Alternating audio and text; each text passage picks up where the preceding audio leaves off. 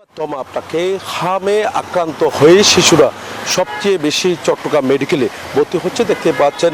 বিভিন্ন জায়গা থেকে যারা আক্রান্ত হয়েছে তারা চট্টগ্রাম মেডিকেলে আসতে শুরু করেছে এবং সুখবর হলো অনেকজন আবার সুস্থ হয়েও কিন্তু চট্টগ্রাম মেডিকেল থেকে কিন্তু বিভিন্ন জায়গায় তাদের যে বাড়িতে ফিরেছে বলে আমাদেরকে জানিয়েছেন।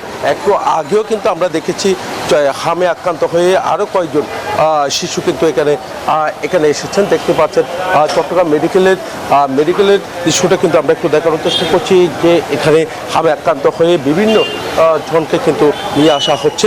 তো এখানে বিভিন্ন বয়সের যারা আক্রান্ত হচ্ছে তারাও কিন্তু এসছেন, কিন্তু সবচেয়ে বেশি চট্টগ্রাম মেডিকেলে ভর্তি রয়েছে শিশু। চিকিৎসক যারা আছে তারা যেমনটা জানিয়েছেন যে এখানে শিশু যারা আছে এর মধ্যে কয়েকজন অবস্থা আশঙ্কাজনক হওয়ায় কিন্তু তাদেরকে আইসিইউতে রাখা হয়েছে বলে আমাদেরকে জানিয়েছেন। চট্টগ্রাম মেডিকেলের যারা টিকিট কাটছেন কেটে কিন্তু চিকিৎসককে দেখানো হচ্ছে। এরপরে এখানে চিকিৎসক যারা আছেন তারা যদি মনে করে হামে আক্রান্ত হয়েছে বা এর অবস্থা খারাপ তাহলে কিন্তু তাকে ওয়ার্ডে ভর্তি করা হচ্ছে। আমরা যে ওয়ার্ড কিন্তু একটু আগে যেমনটা দেখানোর চেষ্টা করেছি সে জায়গায় কিন্তু আমরা দেখেছি সেখানে ওয়ার্ডে ভর্তি রয়েছে অনেক বেশি। তবে এখনো পর্যন্ত শিশু ওয়ার্ডে কিন্তু আমরা প্রবেশের অনুমতিটা কিন্তু এখনো পাইনি, কিন্তু কিছুক্ষণ আগে আমরা যেমনটা ঘুরে দেখেছি সেখানে কিন্তু শিশু ওয়ার্ডে কিছুটা গত এক সপ্তাহ থেকে কিছুটা কমেছে আমরা দেখেছি। তো এই ছিল আমার এখানকার সর্বশেষ। ফিরে যাচ্ছে আমার সহকর্মী অপেক্ষা করছে কুষ্টিয়া লালনের কাছে।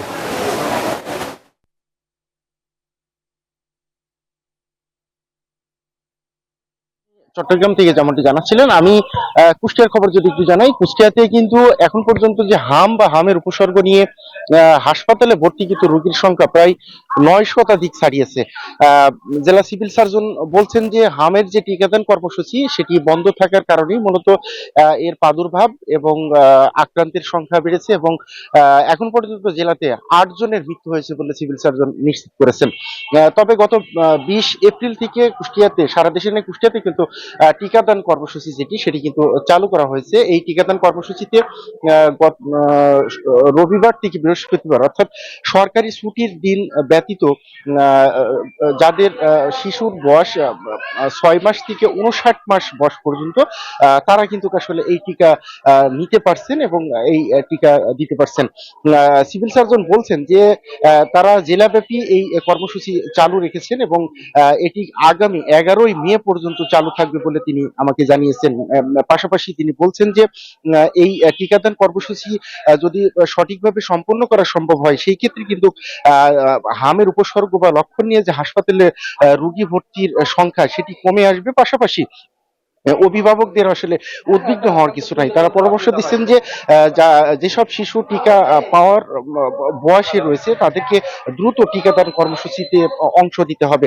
ইতিমধ্যে কিন্তু জেলাতে প্রায় 2,30,926 জন শিশুকে হাম রুবেলা টিকাদান দেওয়ার লক্ষ্যে কিন্তু লক্ষ্যমাত্রা নির্ধারণ করা হয়েছে এবং জেলা জুড়ে 1,699টি কেন্দ্রের মাধ্যমে এই টিকা দেওয়া হবে বলে সিভিল সার্জন জানিয়েছেন। ইতিমধ্যেই কিন্তু আমরা দেখছি যে প্রতিদিনই কিন্তু এই হাম এবং হামের উপসর্গ নিয়ে রোগী ভর্তির যে সংখ্যা সেটি কিন্তু আসলে বৃদ্ধি পাচ্ছে এবং এই সংখ্যাটি কিন্তু আসলে গত 1 মাস ধরে ধারাবাহিকভাবে কিন্তু আসলে উদ্বেগজনক হারে বেড়ে আসছে। তো সিভিল সার্জন বলছেন যে যদি টিকাদান কর্মসূচি সম্পূর্ণ করা সম্ভব হয় সেই ক্ষেত্রেও কিন্তু আসলে 2 থেকে 3 মাস লাগবে এই শিশুদের আক্রান্ত হওয়ার সংখ্যা কমাতে। তো এই ছিল কুষ্টিয়া থেকে। ফিরে যাচ্ছি গাজীপুরে, সেখানে অপেক্ষা করছেন আমাদের আরেক সহকর্মী জাহাঙ্গীর। তার কাছ থেকে জানবো গাজীপুরের সর্বশেষ পরিস্থিতি।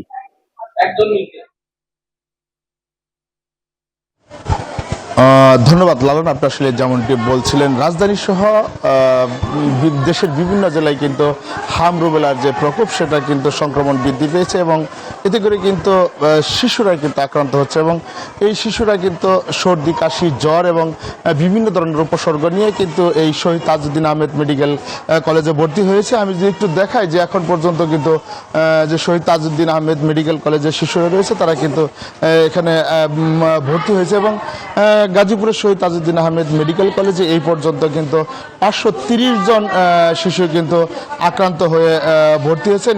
এর মধ্যে কিন্তু 467 জন ছাড়পত্র নিয়ে চলে গেছে এবং এ পর্যন্ত 24 ঘন্টায় কিন্তু 17 জন শিশু ভর্তি হয়েছে এবং এখন পর্যন্ত কিন্তু 67 জন শিশু গাজীপুর শহীদ তাজউদ্দিন আহমেদ মেডিকেল কলেজ হাসপাতালে রয়েছে। তবে এখন পর্যন্ত কিন্তু এর যে সংক্রমণ, সেই সংক্রমণের হার কিন্তু বৃদ্ধি পাচ্ছে এবং শিশুরা কিন্তু আক্রান্ত হয়ে শহীদ তাজউদ্দিন আহমেদ মেডিকেল কলেজে আসছে। তবে সিভিল সার্জন যেমনটি বলছেন যে 20 এপ্রিল থেকে কিন্তু তাদের যে টিকাদান কর্মসূচি সেটি কিন্তু চালু রয়েছে এবং গাজীপুর শহীদ তাজউদ্দিন আহমেদ মেডিকেল কলেজের যে পরিচালক রয়েছে তিনি যেমনটি বলছিলেন যে শিশুদের নিবিড় পর্যবেক্ষণে রেখে তাদের সুস্থ করার জন্য চিকিৎসা দেওয়া হচ্ছে। তো এই ছিল আমার কাছে গাজীপুর থেকে হাম রুবেলার সর্বশেষ তথ্য। তোমা 200-র বেশি সার্ভিস ও ফিচারে লেনদেনের সব বিকাশ অ্যাপে সম্ভব।